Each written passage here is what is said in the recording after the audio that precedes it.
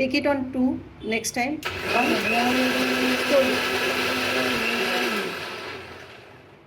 The next time take it to 3 but slowly.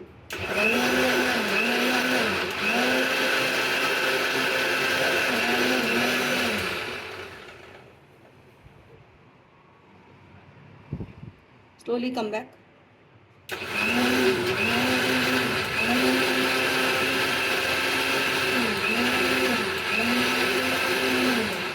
Now open the lid and see whether it is granted.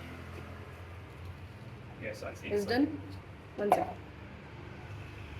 Yes, it's done. So the watermelon juice is ready.